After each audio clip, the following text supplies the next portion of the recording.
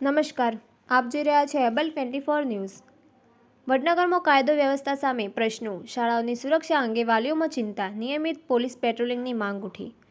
મહેસાણા જિલ્લાના વડનગર શહેરમાં છેલ્લા કેટલાક સમયથી કાયદો અને વ્યવસ્થાની સ્થિતિ અંગે સ્થાનિક નાગરિકોમાં ચિંતા વ્યક્ત થઈ રહી છે।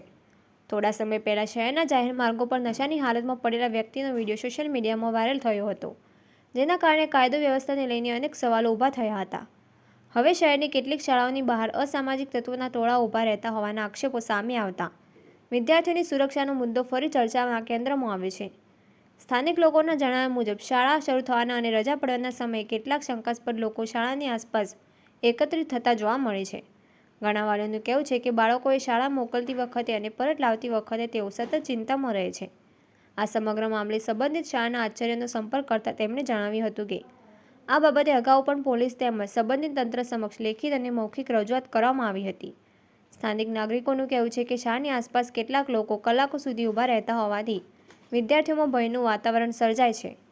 વાલીઓએ માંગ કરી છે કે શાળા શરૂ થવાના અને રજા પડવાના સમય દરમિયાન પોલીસની નિયમિત પેટ્રોલિંગ ગોઠવવામાં આવે, જેથી કોઈ અસામાજિક પ્રવૃત્તિઓને પ્રોત્સાહન ન મળે અને વિદ્યાર્થીઓ સુરક્ષિત રીતે અભ્યાસ કરી શકે। નાગરિકોનું માનવું છે કે શાળા એ જ્ઞાનનું મંદિર છે અને ત્યાં વિદ્યાર્થીઓને સંપૂર્ણ સુરક્ષિત વાતાવરણ મળવું જોઈએ। જો શાળાની બહાર અસામાજિક તત્વોનું સતત જમાવટ રહે તો તે માત્ર વિદ્યાર્થીઓના માનસિક સ્વાસ્થ્ય પર જ નહીં, પરંતુ શિક્ષણના વાતાવરણ પર નકારાત્મક અસર કરી શકે છે।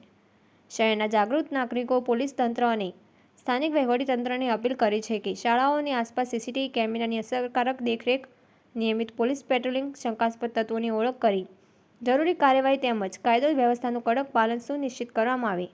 ઉપરાંત જો કોઈ વ્યક્તિ જાહેરમાં શાંતિ ભંગ કરે અથવા વિદ્યાર્થીઓને હેરાન કરે તો તેની સામે કાયદેસરની કાર્યવાહી કરવામાં આવે તેવી પણ માંગ ઉઠી છે।